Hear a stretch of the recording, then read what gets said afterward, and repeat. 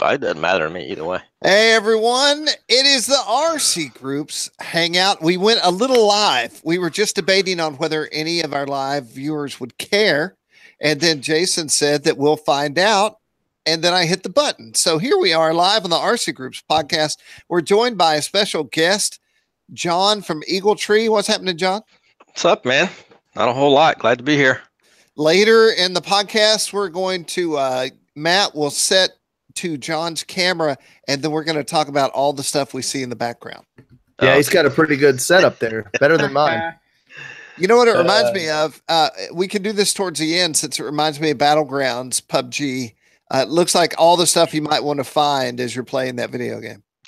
That's probably pretty accurate. Yeah. And then the other thing I noticed is it looks like, John, you are a 3D printer. Is that a 3D printer back there? It is. That's the Flash Forge Dreamer. And I've had that, I don't know, maybe close to 2 years, I guess. It's been awesome. I actually have some stuff that I've printed recently I can show you.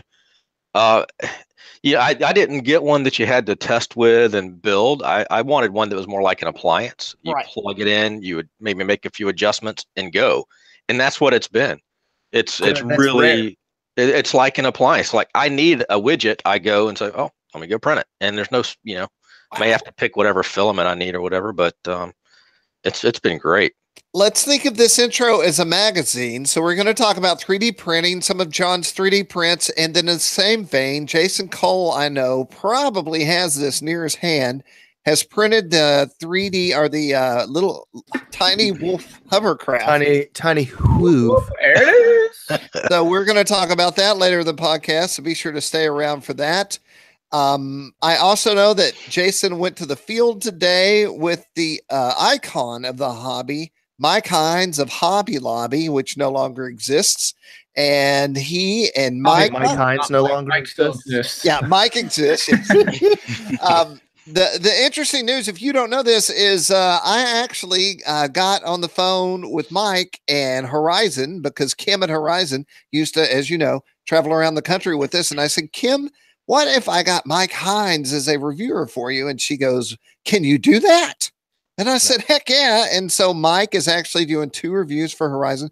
Jason got to fly them. He's going to talk about it.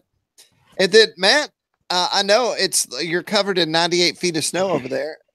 Anything you're bringing to the table this week? Not a thing. I've got a couple of builds, some things that are supposed to be happening. I don't know if I even showed these little guys yet. Did you see my my little those are marshmallow antennas? We did, but not on the podcast. So yeah. So we'll go over that. We'll talk about these. I don't know if they're called Axie or Ax2, AX2 or AXII. If you can I see, hope they're not called Axie. AXII. It says on it right there. So XI. I've got some Jetty antennas I'm going to be showing off. JETIII. Oh, yeah. No, that's not true at all. So that's coming up. Yeah, that's all I got. I'm still snowed in, man. The groundhog saw his shadow. That means 65 more years of snow for Cleveland. So no, that's backwards, actually. Have you seen that he's wrong more times than he's right? So whatever he picks, it's the opposite. That's great. Brilliant. I like what you're saying. Yep. And it's still been cold. We'll talk about that, about Jason going to the field. I know it's cold. My truck won't start because my battery on I had turbo diesel runs 2 batteries because it's so big. And unless I'm heating the block, which I haven't been doing. Can't you plug it into the house to heat the block? I can, but now that my wife has an electric car, when I plug it in, I blow the fuse. And then and then she's like, my car's been running on gas for a week. Please make something change. So then I bought my daughter First world problems. My car has been running on gas for an entire week. A diesel's so bad it destroys the electric vehicle that's in your house. Yes. Yes. My favorite story is that after she got it, she drove it for a long time, and then she said, man, the car's making a funny noise. I think something's up. And we got in it and drove around, and it was the motor actually had kicked on for the first time. And oh, that's great. We're going to start calling your truck Rolling Coal, even though it doesn't actually spew the black smoke. It just, anything around it gets tainted. Sometimes it does, but I'm leading us way off the path at this point. It's all good. It's all And then good. later in the podcast, I've written down on a post-it note my favorite things I've heard on a police scanner this week. My new thing is I work from home, of course, and I discovered when my computer crashed that there is an electronic police scanner that you can download. And I listen to only the police in my area, this little town that's around me, and I hear pretty amazing things. I've been making notes for the podcast. You talking about Broadcastify? Is that what you're using? Let's see. Because that's what we use. Yeah, Broadcastify is pretty cool. I was on a phone call with an advertiser this morning, and then I had a police call come right in on top of us, and I was like, I better turn it off. This is just called Police Radio Scanner.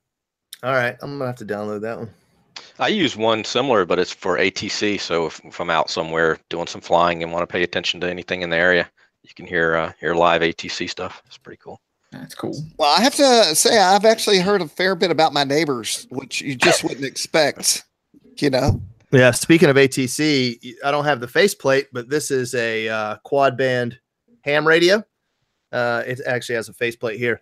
It does airband. It does AM receive. It does not transmit on AM because it's primarily an FM unit. But anyway, yes, with the proper antenna, I can pick up some pretty good and pretty far away ATC stuff. So pretty cool. Okay. I'm going to attempt to spread the word about our broadcast on Facebook now while we're live in an attempt to, spread the word. So why don't you talk to us about going to the airfield in the cold weather, and Mike, and what you flew, and et cetera, and so forth. Cool. Yeah, so Mike got those planes from Kim at Horizon to review, and he was like, hey, we need to go shoot some photos and videos sometime. And I was like, well, let's go. So today was the day, and tomorrow looks really windy, but warmer. We're going to hit the 60s tomorrow, which is going to be nice, but it's going to be really windy. So today it was like 38 when I got there, and it's 43 now. But so it wasn't windy, which was really nice, but it was windy enough to be like, I really wish I had my big outer jacket on. I've forgotten it. So I was pretty cold. So I was doing jumping jacks and jogging in place while Mike was getting batteries ready. Just things you got to do at the field, right? So we fly the Cirrus, the SR-22 for me flight, and we flew the PT-17 biplane. So both E-flite planes, both with AS3X receivers in them, and both are seriously great flying airplanes. I was surprised. I shouldn't be surprised because all their planes fly really good, but it was just like, I don't know. They just flew great, and you're like, man, these are just two really good flying airplanes. So the Cirrus was really fast if you wanted it to be, but it was also super slow with full flaps. I was just crawling across the runway into the wind, and just touch and goes were beautiful. Landings were great. They both just were really nice, smooth, great flying airplanes.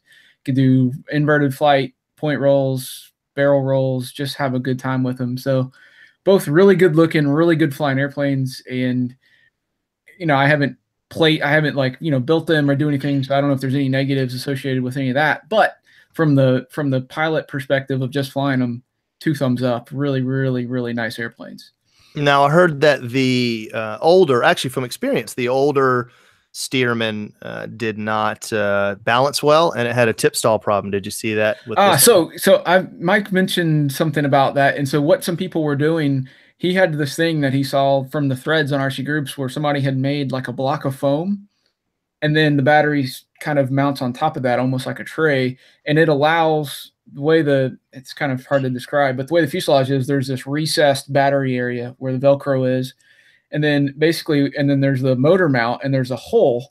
And then that foam allows the battery to rest up high enough to be able to push forward inside of the motor mount. Yeah. And so it pushes the battery farther forward than you would normally be able to do to get the CG to where you need to be. And it flew great at that. And then we put a larger, like a 5400, I think he said, in it, and not in that orientation. We're just all the way up against the back of the motor mount, and no CG problems, no tip stalling, just flew great. Mm-hmm. I'm guessing that's what you need to do, is either move the lighter weight batteries farther forward or add some lead to get the right CG. So there you go. So Matt, back in the day, when I first joined Hobby Lobby, I was recruited by Mike to build a plane for the catalog of the Hobby Lobby catalog of lore and fame. And I did so. And I don't know if I was aware of the high level of expertise that was expected, because when I brought it in, Mike Hines eyeballed it left, right, upside down, and handed it back to me. And he You're said, fired. Not good enough. Yeah, no, it took a long time before he ever handed me another airplane after that. I'll tell you. Oh, wow. Okay. He did comment today on the nostalgia of what we were doing, me flying and him filming. Nice. So we used to do that all the time back at Hobby Lobby. I did become at that time the guy that took the video, which I think we all know what a pain in the, I'm going to say it, ass that is. I mean, it's like doing yoga. It's a mental game, trying to follow the airplane and figure out where it's going to go next. And then trying to figure out, Jason, my key thing is not to zoom in. You want to zoom in tight at times, but the minute you zoom in tight, you know that you're going to lose the plane. It's going to fly out of frame. Yeah. Yeah, it's not an easy task, and he's got lots of experience doing it. Yeah, So. Try covering the Tucson aerobatic shootout and then get back to me. I mean, I know you guys have done it. A couple of you have done it. It is, or the Futaba Extreme Flight. Yes, so I used to do Extreme Flight by myself, and the helicopters. I mean, it was from the sun up until sundown. You would be videotaping, and the helicopters are like, I won't even take pictures of helicopters now. I never did the helicopters. You told me not to. You're like, don't even mess with them. You can't keep them in the frame, and I didn't. But following those airplanes where those guys, even the giant scale, 120 cc birds, whatever, are just going full speed. And yes, they're huge. The wingspan is almost half the distance of a car or getting close to it. But then all of a sudden they just instantly go into a knife edge wall. Right. And you're still, whoa, and you got to go back. And so I learned real quickly, never zoom in past like halfway, and just try to anticipate their moves. You see a guy with all this inertia coming down, doing a line, and then he's going to do something when he gets to the bottom. You got to sort of anticipate it. So I was filming a helicopter, and I lost it. It was no longer in my frame, and I thought, where is it? And then I heard it because it had crashed and was sliding towards my feet. Nice. And you don't want a heli coming at you. And then and I can tell you the last time I ever filmed a helicopter, it was when it crashed at the Futaba event, and the weights flew off the blades, and I heard them whistle by my head. They kind of whistled too, and then they hit that guy in the eye. Wow. Justin Cheese Dad, I think it was, got hit in the eye by the weight, and all I saw was him put his hand to his face, and then blood start coming out from underneath. And I started running yelling Frank, because I knew we needed a medic. Wow. So the exact same thing happened years later with me. Somebody balled up a heli, the blades shot off, the blades went into the crowd, and I think Spencer Nordquist or somebody put their hand up like this, and the flat of the blade slapped him in the hand, and it left a mark like somebody hit him with a ruler. Yep. So this is not this happens year after year, this very same scenario. Heads up. That's all we're saying. It's not just helis. Yeah, I mean, I still have a video where I was filming the B-29 at CEF one year, and it came a little close to the crowd there, and I lost frame at that point because I was booking it out of the way. I think the next year is when it crashed. Oh, that was brutal. It didn't crash at CEF though, right? It crashed I at don't think it was CEF. Yeah. I would have been there for that. I did see the last CEF flying of that plane. It was so awesome. It was certainly a thing to see as a RC pilot. Yeah. Definitely. So John, talk to us. Jason said you wanted to come on, so I figured something cool must be happening. No, I watch you guys every week, and you talk about a bunch of stuff that is really interesting. You were talking about the batteries last week. I think Matt, you were talking about the Li-ions. Mm-hmm. I had recently just got some. I think I got them off eBay. You can get them fairly cheap as singles. And these are the good 2000 milliamp. And I built some 4S packs that turned out to be almost identical to my 3S 2200s. In what? Weight? Yes, weight-wise. So 199 grams, 192 grams. And this is you can run them down a lot lower. So I did a 4 cell, so my initial voltage is higher. And then when I'm running them down to like 2.5 volts or whatever, I'm still got enough. I'm still close to 3S voltage to run my FPV equipment. But I was really surprised. I've flown these a little bit. I've done them in a couple different configurations. I'm really surprised at, I mean, they can't put out the current. They can't hold a high current as long. The voltage sags, but I use it in these particularly in a pop wing that I do use for a lot of testing. I just want some long flight times, and they work great for that. I mean, it only pulls like 8 amps cruising or something like that. It's perfect for this. That's cool. But I was really surprised when I built these and saw that a 4S is going to come out almost identical to a 3S LiPo. A little bit different in milliamp, but you can run them longer. You can drop the voltage down a good bit more on these. And what's the milliamp on those jokers? 2000. 2000. So yeah, this is a 4S 2000 Li-ion, and I run it on my 3S stuff.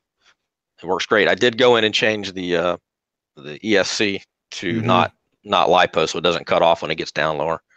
But yeah, I'm really surprised at these. I'm hoping these. I mean, I keep seeing even better cells than that are actually put out more current, that are coming on the market. You know, it's not going to be anything for like a fun jet or something, but it just doesn't, like you said, it just doesn't have the discharge. Right. But there's some good videos out there. Some guys that have done some testing on it, and I mean, they get tired of flying. They're actually flying for like an hour. Like, geez, when is this thing gonna get down low enough to land? But so they're pretty good for long range stuff if you're doing FPV. Yep. But I was really surprised at the weight.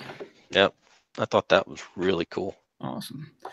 And for those of you that don't know, John is half of Team Chaos with myself on Drone Wars, and then we've got in the chat Rebo Rotors, which is Jared from Team Beards.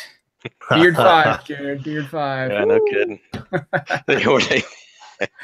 Hardly anybody has seen the show, I'm sure, but if you want to see it, like I said last week, send me a PM or an email or something, and I'll get you access to the file so you can watch.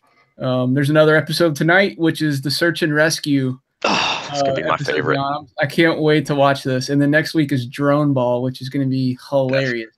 So let me ask you, like, Jason, is your wife, when she sees you on TV, does she then look at you in real life in a more longing way? Like, wow, look at my husband. All of a sudden, nothing has changed. But our friends' kids do think it's pretty cool that they get to see me on television, though. So that's been fun.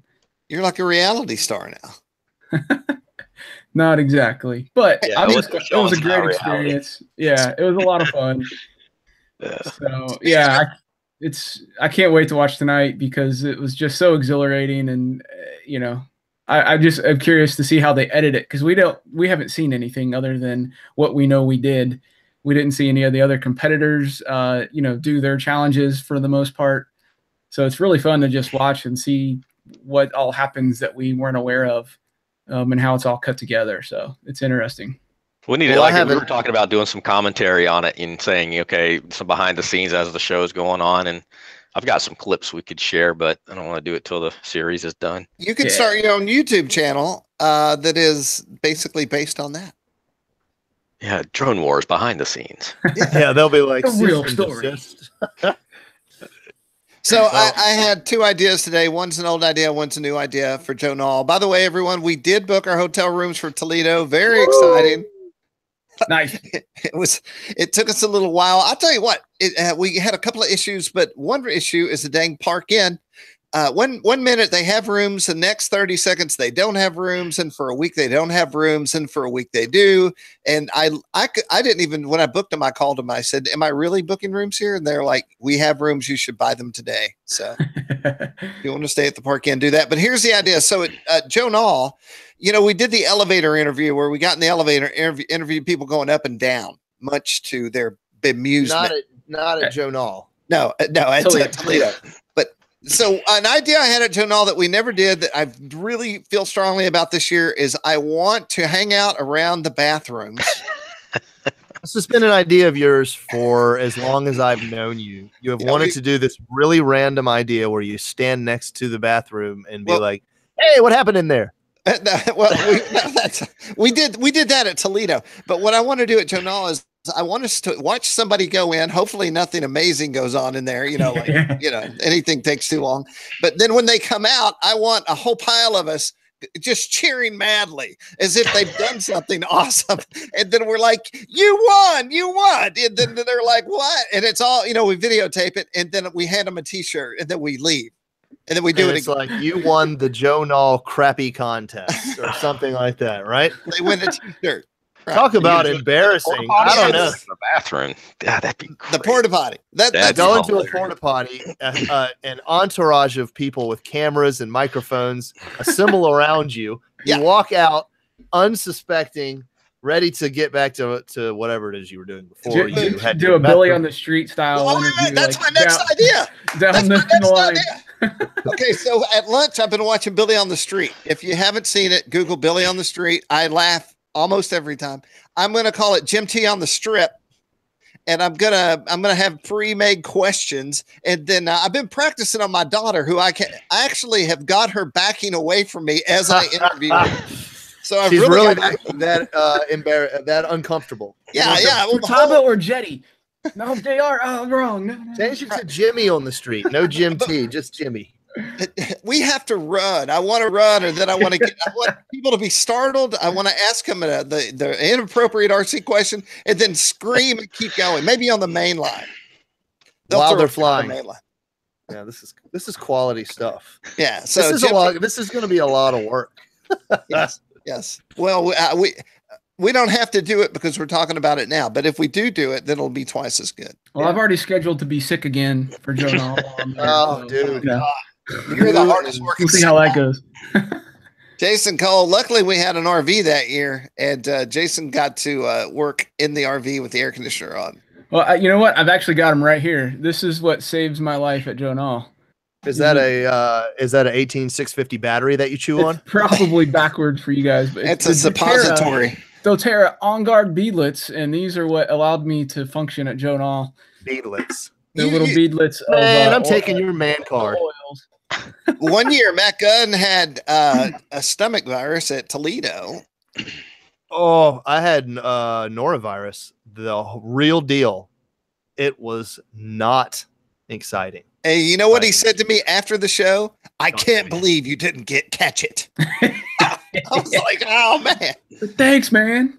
It's true. I can't believe you didn't catch it. I literally am. I mean, I spent anyway. One thing, you were going to interview anybody coming out of a bathroom, it wouldn't have been me because I had never left. Yeah.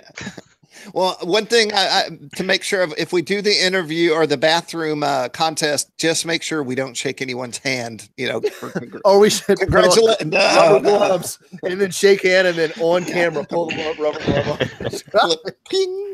Yeah, buddy. This is all. See, we got it down. This is a good idea. Speaking of Joe Nall, as you may or may not know, we do have a Joe Nall contest going. I literally forgot that I tried to have a contest last year and it didn't work out the exact way I planned. I'd literally forgot until after I called them and I said, hey, let's get everyone excited about Joe Nall. And so that's going on flygiants.com. I got two of these. What you win is free entry for the week and free campground for a week. And so that's I got huge. One. Nice. Yeah, right. And I got one for Flying Giants and I got one for RCGroups. And so we have a contest going on both sites. Go check them out. We also have a John from EagleTree autograph party where John will be on the main line, signing autographs, signing hats, whatever you need. Bring your team chaos memorabilia. But I'll be signing Jim's name. So at the bathroom, he will be in a porta john. So if you, we're going really wrong here. I know. Hey, everybody. Ending tonight, the Buddy RC contest. Show us your RC shop. This ends tonight, February 8th. Correct. Midnight. So if you have not shown a picture of your working area and all the accoutrement that goes along with it, that's a Curtis Kosher reference, then get cracking. Look at this one. Hold on. There's some nice setups in there. Cave. This guy's turned his pizza oven here into a RC room. Now it looks like one, doesn't it? I'd be charging in the fireplace there. I know, right? That's a great idea. Yeah. It's on fire. It's on fire. Somebody warm up. The house is really warm. What's going on? Lipo fire. Oh, look what's up there. Yeah, the Carbon Z. So whose room is this? Oh no, that's the RCGroups. That's the RCGroups. Oh, it's E-powered RC. He got the extra. This is a fresh photo. Look at that old heli over there. All right. Anyway, this contest ends tonight at midnight, and randomly we will draw a winner to win the new ISDT T8 charger. I think there's bonus kudos for the biggest mess there, Ernie. Bonus kudos. You get kudos, but who remembers that chocolate bar called Kudos? You guys remember that? I remember. You guys remember Chunky. That? Remember Chunky? I used to eat Kudos for breakfast. Was that E-powered RC? I think he's in the chat. It was Eric. Yeah. Nice. This looks like that. That gun thing where the people from the Arab people are shooting guns and they fly out of their hands. Yes, it's in this sort of area. It looks like it happened right there. Oh, you gotta have a sport tube for sail planes. Wait, what does that say? The Skunk Works, WERKS. There we go. Oh, he stole the sign. Electric Flight Festival. Oh, at least it's not one of mine. I saw an RCGroups banner on Facebook, and man, was I got a little sideways that somebody had sold, reutilized. Borrowed is a good way to put it. Those are not cheap. Public service announcement. Don't steal banners that shows. Our banner's like $100. Look at this wreck. There's a cowboy hat that looks like something I might wear. It looks like he ran into a wall while he was wearing it. That guy's the real damn deal. I can tell. In the front is some electric guitars up there too. But what's with the plants? That guy's not a real tech guy. No, you can have plants. Man. That's when you share the same room with your spouse. It offsets your carbon footprint. That looks very tropical. You got your guitar. All right, here we go. Let's keep moving here. All right, I like a biplane. Little flight test action going on, and the same shot again. He's got a guitar case in that shot too. All righty, let's see. We got the same place. So it's the same biplane, only different color. This is a good looking little area. Got your fan there to That's a cool like DSC 2301.jo. It wasn't. I thought it was a sign on the wall. I need a soldering station. Let's move. There we go. Printer took my soldering. Oh, that's clean. That's a shop. Deals. Where's Deals Gap? Sounds like someplace in Tennessee? Looks like you can play putt-putt. It's definitely a southern place. Look at that. He's got his AC going. He's got it so it stays cool in here. We have some unopened pinchers of peril. That is I don't see any RC stuff. I know, right? Everything's empty. It's bare.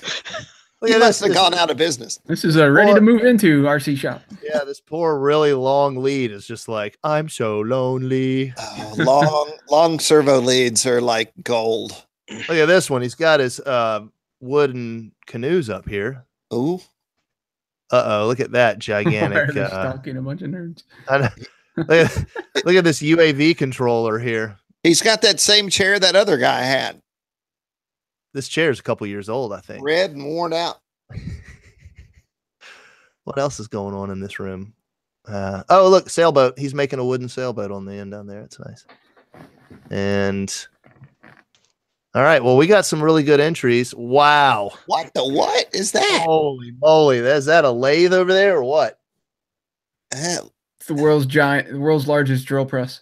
How did it get in there? And B, what does something like that cost? Please tell me this is his HVAC that will kill you if you get too close to it. I don't know what's going on in here, but this is one expensive looking little room. It's heavy duty. Whoa. Profiles. Is that Media Blaster? I don't know what's going on here. That's got to be a Pro Grow. Yeah, that's a plane making machine or something. Yeah, it's probably a chipper. Yeah. You just put in your designs you don't like. Yeah, I'll give you an A+ on that one, Matt. Are you kidding? Yeah, there's a Sabre down there. I saw a Sabre, the red plane. Okay, that right here. Yeah, that's definitely a Pro Bro design. Group hub. You know what? Profiles. The plane behind that is a Pro Bro plane too. Pro Bro approved. And then so's the yellow plane. All those planes are Pro Bro birds. Okay, another one here. Got a little foamy action going on the table. A little Crusader. Is that a Crusader? A7, isn't it? Yeah, something like that. And wow, this just keeps going on. I could literally look at everyone's shop here for hours. 9 wants to know why we're stalking a bunch of nerds. This is our new show. We just look at people's shops and we discuss what's in your shop. Pop, pop, pop. This week and wait. This week in What's in Your Shop? What's in your shop? What's in your shop? What's in your shop? Hey, look, he's got an ISDT sticker in the ISDT concert, as well as a sticker that says D's Nuts. D's Nuts, nice. I like it. Not the D's Nuts, but I like. Anywho. Huh. Wow. Is that a chupacabra? Whoa, he must have got him one. What is that artwork? He bagged a jackalope. That's what I thought. It looks like a jackalope. That's freaky. I would not want that in my house. I might put it over my bed. There's 2 of them. We got a lot going on. I like the furniture, the kind of woody stuff. Maybe that's just the back of the wall. Hey, is that a skull back there in the left corner? Right here? Yeah, it sure is. A horse skull. Looks like it. Nice. I'm a big collector of skulls, of animal skulls. Let's move on to the next here. I had a friend that had a human skull. Whoa, look at it. It's the new, is that the Bushmaster? Could be Sky Mule or that one. Sky Mule, that's what I meant to say. That's a really nice airplane. Got Look at that. I got my Cessna. Pretty sure that's just his kitchen. Wow. This is a man that does not live with a woman. No, that's an island. That's a kitchen cabinet right there. This is how you do it. This is how you do it. Sorry. Yeah, there's a lot going on in here. And again, this must be a single man because no woman would allow this in their kitchen. All right, I'm going to go to the live feed. Do you guys want us to keep looking at people's shops and commenting, or should we have to be almost done? Okay, I still got the Tiny Whoof to talk about whenever. Yeah, let's talk about. I mean, we got plenty of time. We're only 27 minutes in. So. Psychological profiling, RC stop. Yeah. I think he's single. We are I had that guy figured out. I said, "There's a jackalope thing," and everyone knew that guy. John's next. All right, go ahead. Talk about the Tiny Whoof. Oh, that's me. So I saw this on the internet because that's where you see things. And I just happen to have some Tiny Whoof leftover parts from an Inductrix. And I was like, I have to build this because ever since I saw the old Typhoon hovercraft toy thing from way back in the day, like I had one of those. I was like, I just loved hovercrafts. They're so cool. So anyway, I was like, I got to make this. This is 3D printed. You can make them out of foam too. You don't have to have a printer. You can just get some foam board from Walmart and cut it out with the template provided and make this. And you just drop in your motors and the stock board. And I didn't have to do any mixing. I just had to get the motors in the correct placements. And actually the guy had it backwards, at least for my board. I had to put the rear motors from the drone in the front and then the front motors in the back here. How long did that take you to figure out? About 2 minutes. If you get it wrong, it just does some nice 360s. It sucks itself to the ground. You would think it would be really heavy. It's not heavy. It's not that heavy. I mean, the foam versions are lighter and they will go balls out really fast. This one is not as fast, but it's more controllable for tight spaces. Are you disabling stabilization on the board or no? Apparently not. You didn't do anything. Yeah, that's what Jason was saying. You just hook it up and give it the go juice. Now, what happens is I use the throttle stick, and you steer with rudder left and right, and then you can actually give it like a little turbo if you pull back elevator. It'll actually give you more forward speed. That's the way so cool. It works yeah, out. because the front, if you pull back elevator and your front ones are up on top, it powers those up, right? Yeah. So my question: when you lift it up, when you go forward, does it like teeter back and forth, or does it actually hover pretty well, like on a pillow? It sits. Now it doesn't. You're not turning on just the lift motors, right? Correct. So you're not going to get it. It's lift and thrust at the same time. But it goes on a hardwood floor that I've been trying it on. It goes great, and it's really controllable. You can be accurate with it. You got to play in the drift and adjust for that. But I highly recommend it if anybody's got some leftover micro drone parts. So much fun. It seems to be like all the rage. It's a big hit on social media right now. I wrote the article about it, and people are still talking about it, having fun. And they're working on new designs. They've got like a Star Wars speeder style design that someone's working on, and so really neat. Interesting. Have you tried it on water? Somebody did it on a bathtub, and it worked. So are we all going to Toledo? Everybody that's in this conversation, are we all going to Toledo? Yes. I am not sure yet. All right. Well, go ahead and tell them you're going because I need everyone. We all have to print one of these out, and we have to have an evening race at Toledo. I'm going to get that ultra lightweight PLA they've been making. There you go. So, John, there was a question. Matt Engler asked if he missed the news that you had, and you stated you didn't have any. You don't have any brand new news or anything like that, right? No, nothing to announce right now. We're still working on some cool stuff. We're actually going to be implementing MavLink on the Vector, and that'll open up some really cool stuff. So. Awesome. That's cool. That's cool. That is pretty unique to have a MavLink going on there. So while we have John on, let's go ahead and assess his room here, Matt. Oh, geez. All right, let's go ahead and. All right. So some people came in later, and there's a question. Go ahead and tell us about your 3D printer one more time.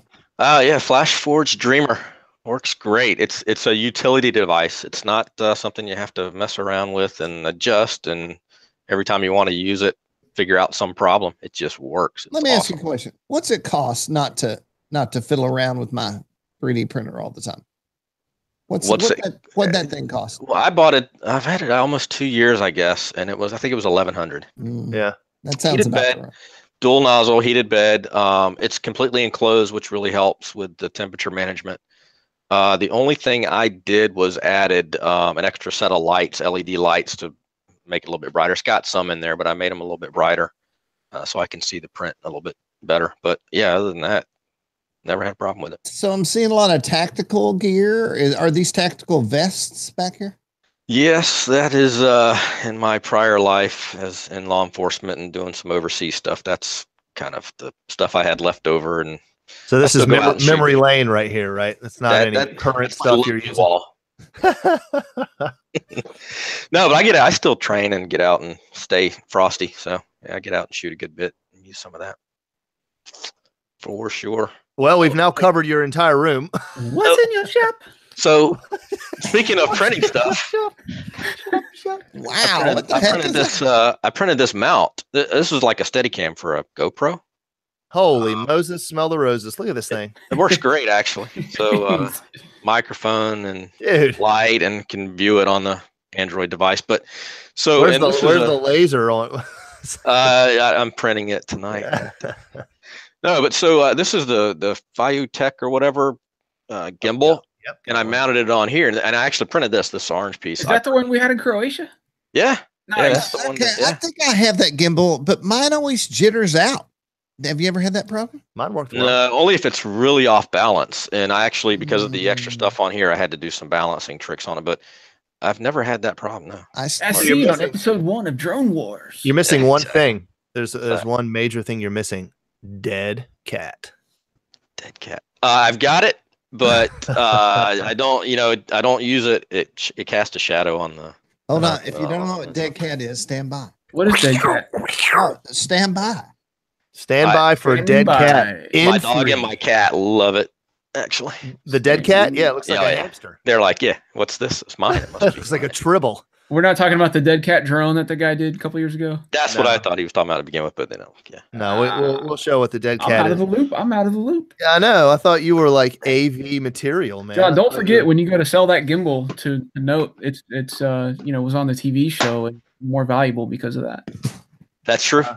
All right, we're gonna let it say dead Jim cat. Ran away for it, so we'll just is this dead cat? That's the dead cat.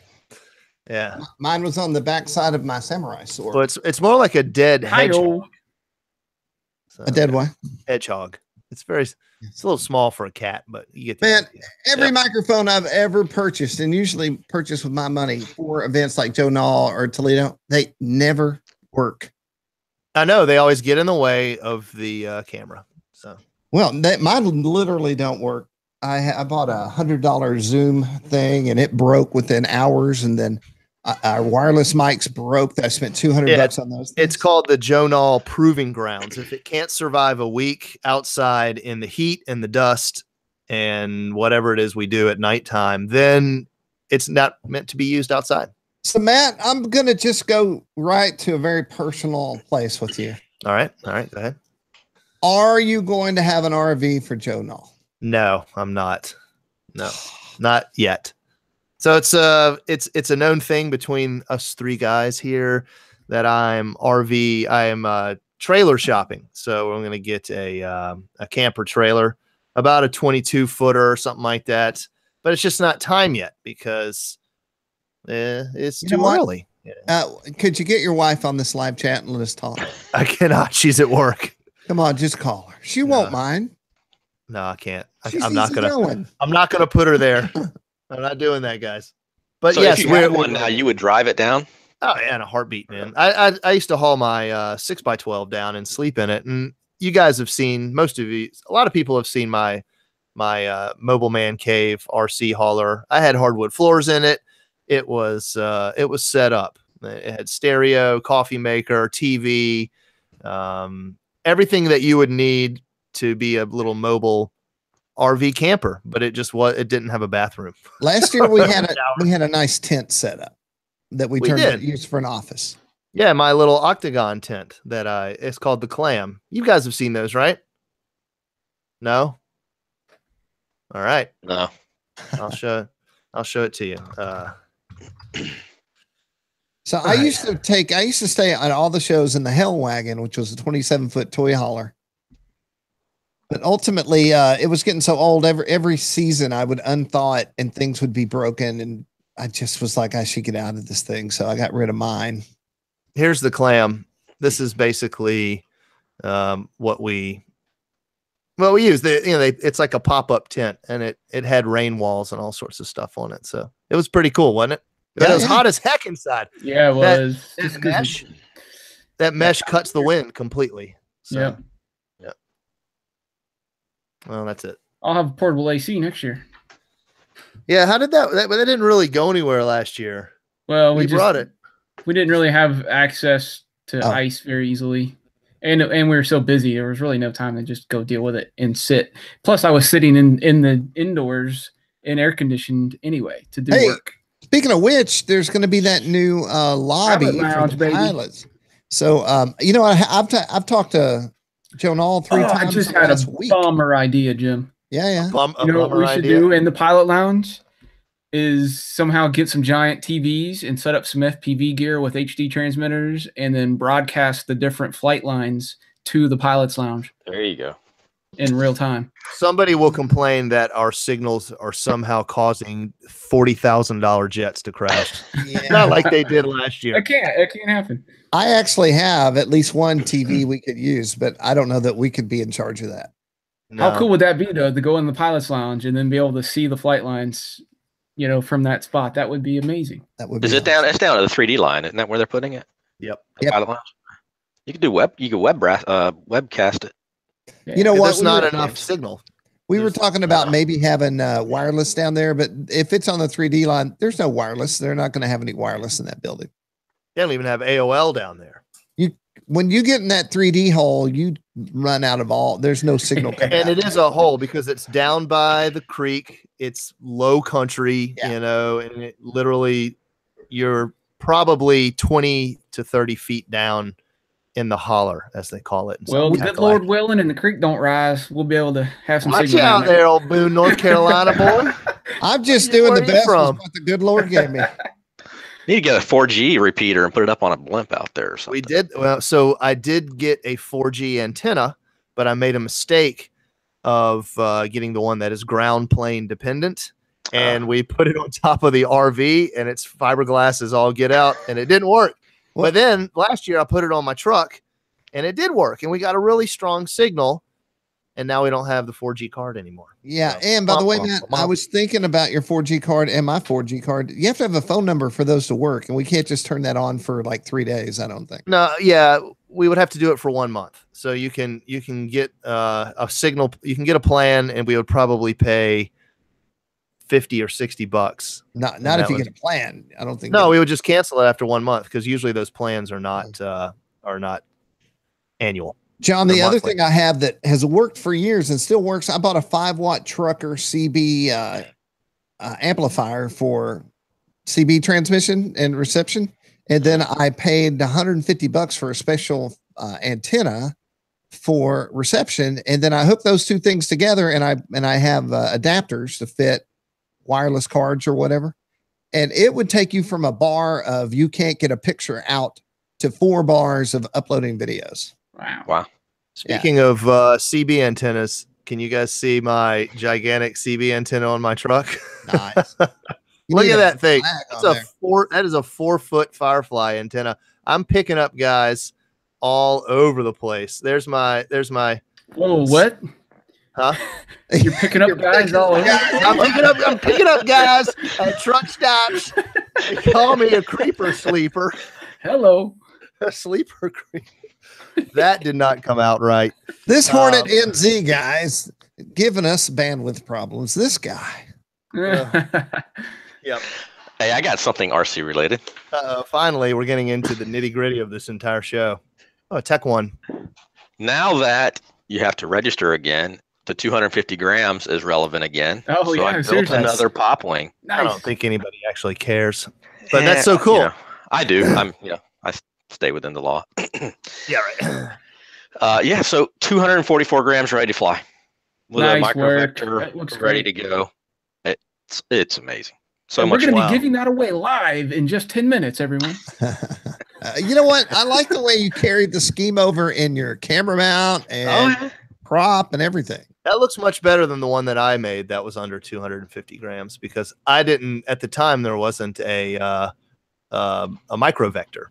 Yeah, that's awesome, John. It's everything's countersunk, so as efficient as possible, and the color scheme was completely intentionally by accident. I think you have to have some sort of What? Spit it out. Stabilization on a wing that size. I don't think it's an option. It definitely helps. Definitely makes it a lot more fun. I've got one nick right here in the wing where those come with the territory. Yeah, fast and low into a bush that just moved and jumped right out in front of me. But well, if you want it any lighter, use one of these little axes on it. I think that would be. Yeah, so I see that there's now they're coming out with different antenna connectors, getting away from SMA. Is that what Correct. is that? Yep, this one has I forget what these are called. I'm not a fan of those, by the way. But anyway, so they do have these connections on. I think ready-made one of the ready-made ones and one of the Team Black Sheep ones have this type of connection. But those connections, I can't remember what they're called. Off. Well, I've had it before. If you're hard mounting this antenna into it, I don't think it's going to go anywhere. Okay. Now, if you're literally sticking it straight out the top, then yes, here's your SMA connector, right? Apparently, these things are the best things since sliced bread, and I want to fly one and see how well it performs. But come on down to Nashville, man. I know, right? Well, I've got several transmitters that are missing the SMA connector because they got ripped off in a crash. I wouldn't mind it just popping off like that. Mm-hmm. Okay. All right. Plus, it's got to be like 100 times lighter. Yep. Oh my gosh, this thing weighs nothing. And if you're a weight weenie like John is, then you can do it. Nice, a weight weenie. You remember the old bicycling term? Where are you going there, weight weenie? Well, Jason, what I'm thinking is I've got that right behind me, the Stratosurfer that has 5.8 and the 1.3 on it. And I got the video. I got to tell you, I had a hard time telling which was 5.8 and 1.3. Really? Some time had passed, and I was pretty certain I could figure out which was which. But wait, you're talking about switching? I couldn't tell which video feed was from which camera. Yeah, on his recorded DVR. Yeah. Yeah. That's pretty funny. Well, one was a little more granular and one was a little smoother. And I'm pretty sure the 1.3 was the smoother of the two. I think you're going to get more multipathing with the 5.8. Well, I decided that the way I flew it really didn't let you see any advantage to either one because I'm just flying an open field. And so what I think Jason and I need to do is I'm going to make a call, Jason. I had lunch the other day with Bryce Custer and his new Corvette, which is stinking black and red and awesome. And see if we can't get out there. Maybe you bring something that you need to fly when it warms up just a little bit more. And then we'll go fly behind the trees and behind the hill. And then we'll see what we have. Well, I'll only do it if you bring that samurai sword you're wearing. Yeah, well, I'll just carry it around like this. Can I chop a zombie head like Michonne? Why don't you try to fly a wing through it? Fly your wing through it. Just stick it. I'll just hold it straight up and you come FPV and Go straight into it. Yes. So can you see the blade? Here it is. This blade hasn't been sharpened ever. And I bought this when I was probably 12 with my dad. And I guarantee that it would lay you open right now. Even though it's never been sharpened. Not by me. And I've never personally laid an edge to it, but it's crazy sharp. In fact, let's take a piece of paper and see what we can do. Don't hurt yourself. Uh-oh. Yeah, don't Something bad. If you do cut yourself, we want live feed all the way to the emergency room. Hold on, let's go ahead and get on the live feed on. There we go. Oh, this is Fingertips. Oh, Like butter.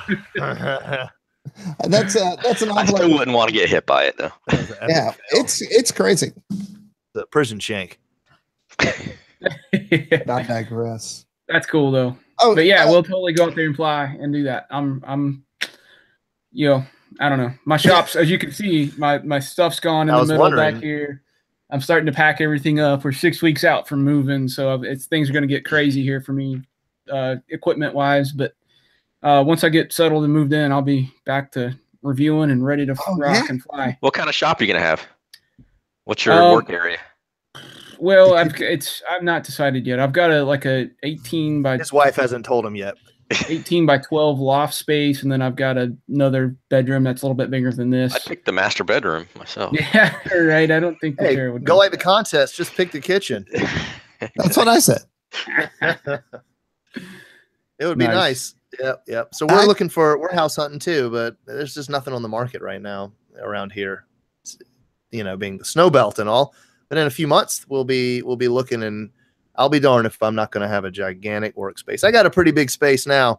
If you sort of look back, it goes way back over there. But I don't know. I want a garage, like a freestanding garage, 2-car garage with a roof above it. And there's a lot of, a second floor. And there's a lot of those around here. So we'll see what happens. The problem is no matter how big of a space you get, you're always going to fill it. Yeah, I know. I don't know if you follow Lane's Plains on Facebook. So he goes live occasionally, went live the other day, and he has an outbuilding warehouse, like a 90-car garage looking type of one of those things. And he literally had planes stuck on every wall and cars everywhere, and he said he didn't have any room. That's what happens when you fly the medevac helicopters for a living. Apparently. He's retired now. Well, I guess he's retired from the Air Force and flying the Army. Maybe it was Army. Yeah. Oh man, don't tell him that. It's like saying he likes Ford over Mopar. I don't think he watches the podcast. Hey, Lane. We'll find out. Speaking of all that, are we ready for my just a few of my favorite things I've heard on the police scanner this week? Yep. Oh yeah. Okay. I only have a few typed up. It only hit me yesterday to start writing them down. So I wrote down the ones I've remembered so far. But I heard this. I heard a call come in on a burglary in the Nations, which is kind of an area over there somewhere. And then about 10 minutes later, a call came in that a man was frantically asking for rides or disguises. That came from the same area, right? Yeah. So 10 minutes later, they said he's asking people for sunglasses or anything to disguise him. And when he hears a siren, he becomes frantic. So it's, hey, can you give me a ride? No. Okay, man, you got a mask I can borrow? Yeah. What's that? A siren in the background? I thought that was pretty interesting. I've got the craziest one I'll say for last, but last night I heard this. There was the call came in. There was a man acting strangely at Walgreens somewhere near my house. And then they said that they've located the man and you can find him in a black Nissan and there will be a blow up lady doll in the passenger seat. And that's how you could know it was him. Now they didn't say blow up. They just said a life-size lady doll. Okay. So, the other one that really, I thought this was the most mind-blowing thing I'd heard until I'll give you the last one. It was 2 kids under the age of 12 that stole a black pickup truck and were going in excess of 100 miles an hour down Highway 40. Wow. And they're still alive. They never caught him because I heard about this. I listened to it until I went to bed and I was like, okay, they never caught the 12-year-olds, but this is the one that got me. I thought it was fake. It was like, Car 28, car 22. We have a 1088. We have an infant with a gun. You're like, what? That was it. And I talked out loud to myself in my empty office, infant with a gun. And I thought, I heard that wrong. There's no way there's an infant with a gun. Right? And we discussed this. Apparently somebody's like, easy there, infant, easy. Somebody call the cops. That baby's somebody don't take the gun from the infant. Just stand back and ask the infant what it wants. So then I say to my wife what I thought I heard. She goes, oh, I heard about a baby that had a gun. Yeah. That was real. They bring in a negotiator. They're like, I have a passy, and what do you want, kid? I want an apple. I got a good police scanner one. This was from back in the day when I was in training. Had a prisoner in the back. We stepped into the substation for something, and all of a sudden somebody starts reading the 10 codes over the radio, like 10-1 and then the explanation 10-2. We're like, what the heck is going on? Yeah. And it just dawned on us. The prisoner we had in the back seat had gotten her hands in front of her, climbed over the seat, grabbed the 10 codes and the mic, and was in our car with the doors locked, reading them out. Wow. No reason other than just to cause a little commotion. Cray. Yep. So what do you charge somebody with? Oh, we didn't tell anybody that. No, you kidding me? That would mean we'd have to tell people. Wow. So we called another car to get the Slim Jim and got in and got everything back where it should be. She wouldn't open the door for you? Like, no, it was locked. No. So you may not know this, and it may be only for my town, but is 1042 drunk? It changes. I think 1042 back, at least the one I used, was you're completed with your task. That's what it read on the internet, but I keep hearing stuff like he's definitely 1042. Ending tour of duty, which means you're done. Yeah. Or in Norfolk, Virginia, apparently 1042 is an improperly parked car. I must be hearing it wrong. I got to research what I'm listening to there. Wow. Hey, did you guys see behind my shoulder here? Follow the sword.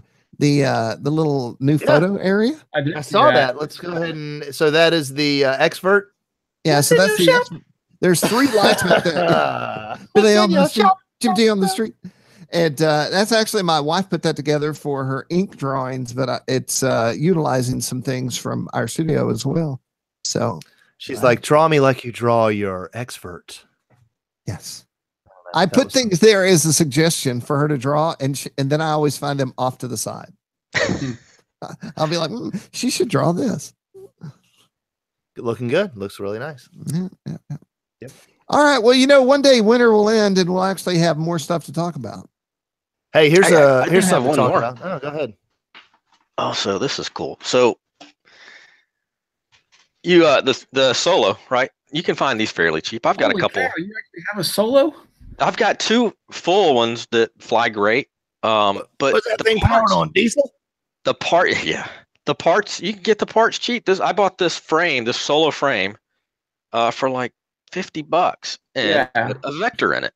Remember how expensive they were? Nice. Yeah. So you made it actually functional. Yeah. So I've got an FPV cam in the front and the GoPro on the bottom, and this is a full Vector in here. I can switch between the feeds, and I really like the fact that you're using pre-made batteries that snap in and everything's designed really well. Nice. There's a lot of these out there. On eBay you can get the frames with everything in them. The motors and ESC came with it and everything. Holy moly, $50, huh? Yeah, it's amazing. And the board was good. I pulled the board out and the GPS and resell those.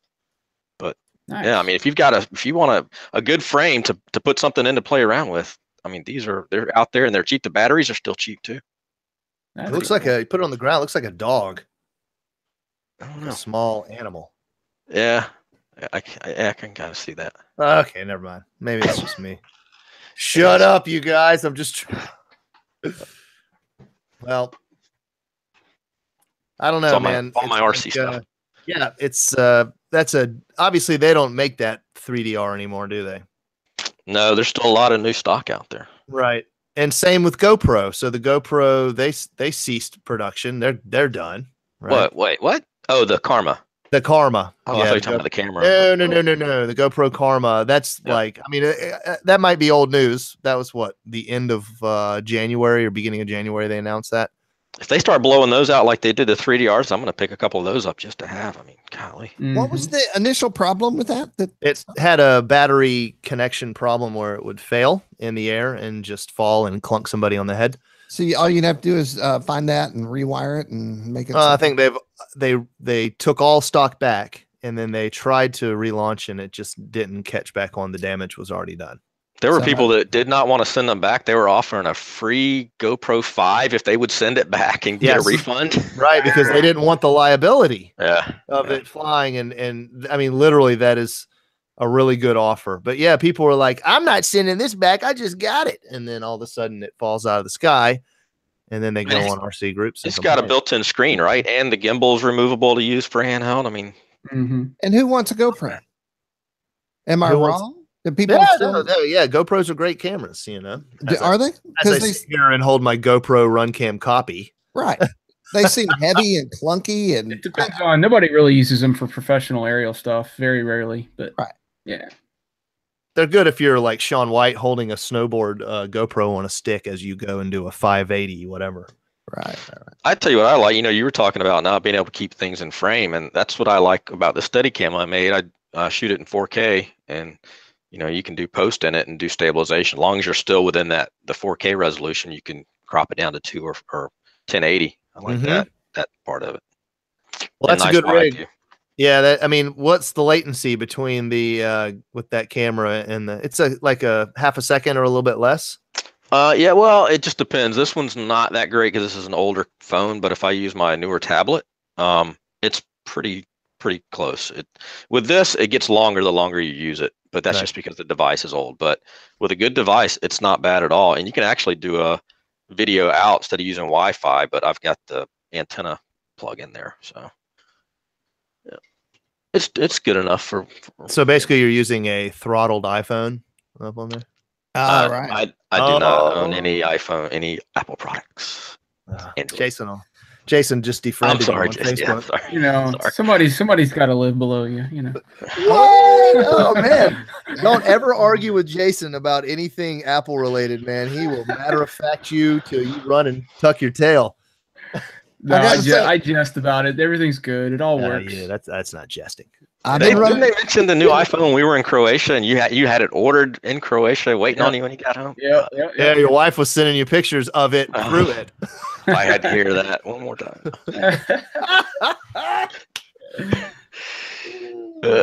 Jason, was anybody at the field today when you guys were there? There was lots of people there, man. Really? Yeah, it was hopping. Everett was out there flying his pattern plane with the counter-rotating, gear-driven motor systems. Pretty crazy. All right. You got any difficult members out there? Guys that show up and give you hell about what you're flying or how you're standing wrong or FAA or AMA rules? You got any I'm sure there's always club drama, but I stay out of that stuff. No, our club, there are personalities, but our club is pretty well known for no drama, and they don't care what you do as long as you're safe. Yep. And I learned how to fly at the Edwin Warner Field, and they let me, a hippie, go to their field and fly airplanes. And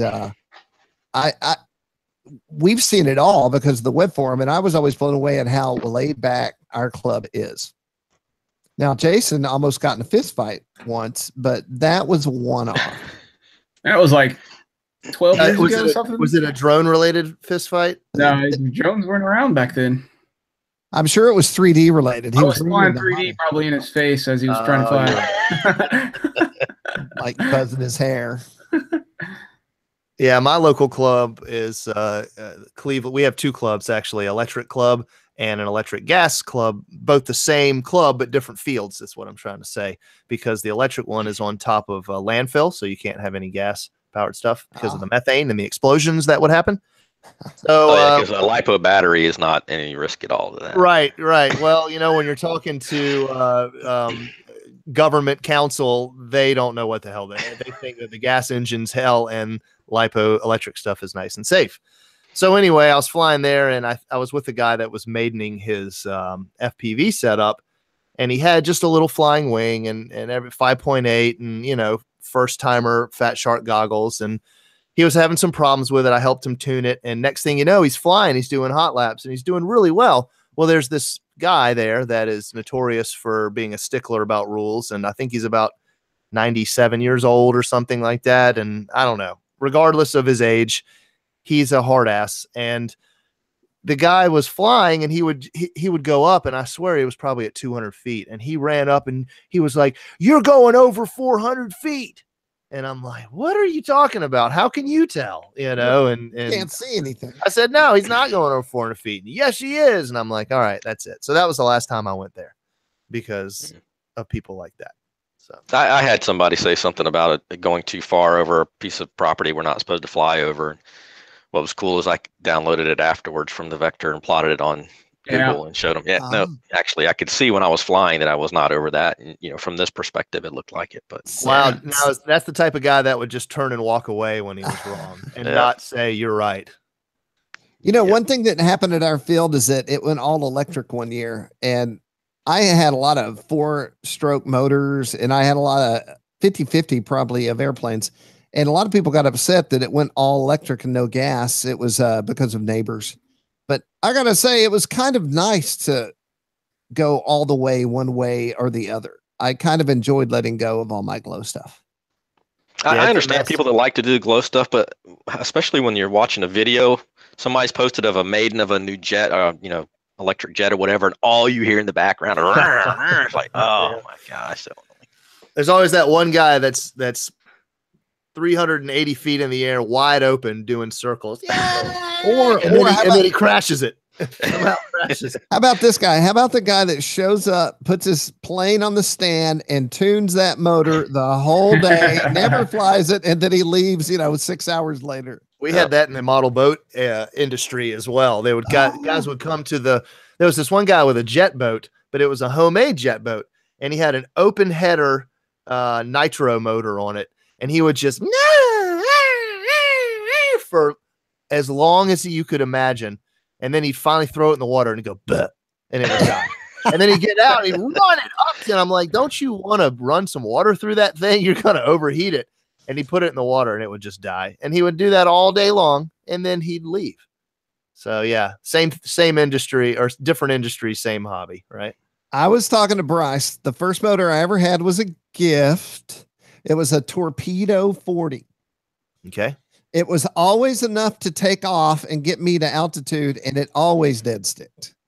And Bryce Custer, who's an expert pilot who taught me how to fly, we would tweak and tune, but it would always dead stick. And we were talking about that the reason I'm such a good lander is because of that damn motor forced me to land without power, 3,000 times. Yeah. So it's a high start. Yeah, essentially. Basically. I think most of those, man, if you can't tune it and it dies in flight and no amount of carburetor tuning works, it's usually sucking air at the crank. I threw it away. There's a market for onboard high starts, though. That's a cool idea. And then one more story, Jason. I don't know if you were ever experienced this, and I might get in trouble for saying the name, but we had a guy. This is not his real name, but they called him Johnny Jet. Oh yeah. And Johnny Jet usually brought his jet to the field on the top of his car, which I have to think was awesome as he drove down the highway with the jet. I often thought, wouldn't you blow your plane to pieces? But I guess not. I mean, you're flying through the air at 40, 50 miles an hour. But Johnny Jet could take off a jet, but Johnny Jet couldn't land a jet. Are these EDF jets or are these real turbines? Full on turbine. Like scary blow up type of jets. And so when Johnny Jet was in the air, people from the club, if you were new, would quietly walk by and go, "Johnny's in the air. Johnny's in the air." And, but when that was kind of subtle, but when Johnny would land, it became an all-out battle cry. "Johnny's landing." that meant you got to get behind something. Poor Johnny. He could never hit the runway, or he'd hit the runway and then he'd take out 3 airplanes. That's embarrassing. They banned him from the field, but I hear he's back. Oh man, he must have bought real flight. Johnny Jet. We have a guy like that. He still flies. I remember one day he was flying and I was flying as well, and I just landed and one of his planes fell off of the table behind him. It was pretty windy, and somebody yelled at him. I can't remember his name. "Hey, your plane fell off the table," and it turns out that's the plane he thought he was still flying. He lost it and did not flinch. He spent the whole time that it spiraled down. It's a elevator or rudder Wow. And it spiraled down and crashed in the pits, and everybody thought his plane fell out and he was flying a different plane. Whoa. He just collapsed his antenna on his radio and walked over and got it. Okay, next week I want us to have a thing where we talk about where we've almost been hit by airplanes. But this was one of the, in the vein of what you just said, John. I had a flashback. I forget his name. I don't think it was Everett. It might have been Everett. No, it wasn't Everett. I forget who this was, but it was one of the older members, like really old. And so we were having an event and he was flying, except you know how you have the pits and you fly out in front of the pits and you fly out here. Yeah. He was pointing the other way. So he's looking, there's no airplane in the sky. He's got his transmitter in his hands and he's looking.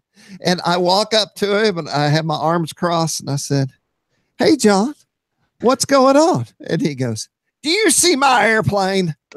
He's wiggling sticks. And I look where he's looking, and I'm talking like 3 pastures away. I don't know how far away. I saw a thing go past two trees. And I said, "I do see your airplane. It's like right over there." He never gave up on wiggling on a plane he couldn't see, right? Here's the end of the story. He gives up. It's gone. He'll never get it back. It was a sailplane. He gets in his car. He drives away. Probably that wasn't very safe either. And about 10 minutes later, a lady pulls up and she gets out of her car and she walks up to me and she says, "I thought I saw a pair of skis fall out of the sky." She pulls out of her truck this sailplane. It was all in one piece and it was his airplane. And she goes, "But it was this airplane. Do you know whose it is?" And you're like, "As a matter of fact, I do." Yeah. Unbelievable. That would be a call to the police to report a drone nowadays. Right, seriously. Right. Oh man, I guess we'll save it for next time. But yeah, I got the police and fire and helicopters called on me because they thought an airplane had really crashed in a field in Atlanta that I was flying a model airplane at. Stop right there. This is great way to I got hit by a model airplane in the ass at full throttle by a T-28 Park Zone. We'll talk about that next time too. So this is all good stuff. I want to talk about how people react when they're about to kill you, because it's almost happened to me like 3 times and they've all reacted the same way. All right. Tune in next week for this and more of What's in Your Shop? What's in Your Shop? Picking up guys left and right. Oh, is that what you said? What were you I was picking up guys left and right. Wow. All right, everyone. Thanks for joining us for another RC Groups Hangout where we chat about what's going on. It is feeling slightly thin because of the winter wonderland that we're having here. Yep. And I want to thank John from EagleTree. What's your website there, John? EagleTreeSystems.com. Come see us. Yeah, go check them out. They have a lot of interesting stuff. I think everybody here has something of theirs on one or more planes that we fly or quads. I'm Jim T. Graham, your host, with Jason Cole. Later. With Matt Gunn. Later, y'all. I thought you were going to say simmer down now. Simmer down now, country boy. And John from EagleTree. Team Chaos. Nice. I thought maybe you'd give us a salute, but you gave us a hand. All right, y'all. Be sure to watch Drone Wars on, where do they see it, Jason? DirecTV, channel 104. DirecTV. Can you give us a jingle for that, Matt? What, for Drone Wars? DirecTV, channel 104. I got nothing. All right. I'm going to hit the button. We're going to get back to our daily rigmarole. Jim T. My rigmarole's over for the day. It's 4 o'clock. I got to go pick my son up. No, I don't clock out at 4. But we better let Matt go. All right, y'all. Simmer down. Bye-bye. Simmer down now, and you guys simmer down out in simmer down land in 3, 2, 1.